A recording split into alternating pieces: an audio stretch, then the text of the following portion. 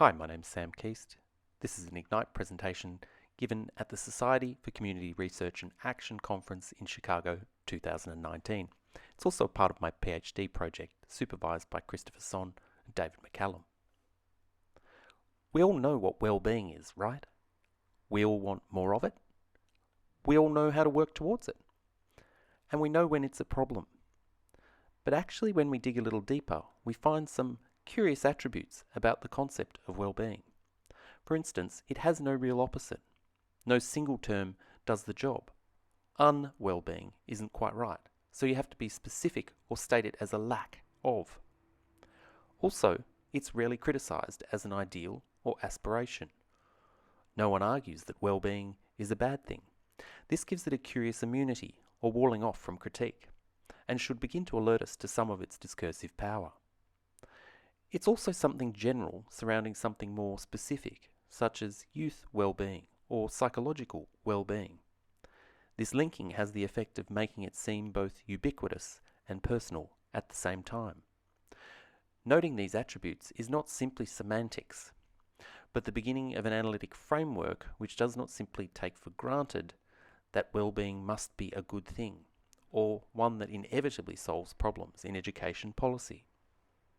This is particularly salient when our dominant paradigm in current public policy is to discover what works, what will solve problems, and what is evidence-based. And supporting this paradigm is our schools and universities that are increasingly producing students as problem-solving subjects. And certainly in the Australian context, community psychology training appears to be heading more and more in this direction. But what's wrong with being problem-solving, I hear you ask? Isn't that precisely what we should be doing? Political theorist Carol Barkey states that in this current climate, it seems almost heresy to suggest that we need to shift our focus from how to solve problems to consider how particular policies imply certain understandings of problems, understandings that themselves ought to be questioned.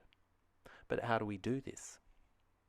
We begin by acknowledging that all policies are problematizing activities. Every policy or policy proposal is a prescriptive text setting out a practice that relies on a particular problematization. So in fact, we need to be working backward from concrete policy proposals to reveal what is represented to be the problem. We need to uncover what or who has been made a problem for a particular policy to be the solution. Now, thinking about well-being in this way invites us to ask, what is the problem that well-being is representing in educational policies? And how has well-being as a policy solution come to make sense in this present time? A small part of this story is that government or public schooling in Australia has fairly consistently reproduced outcomes of all kinds along lines of social class. Previously, this was explained through psychological assessments and constructs relating to mental ability, such as IQ.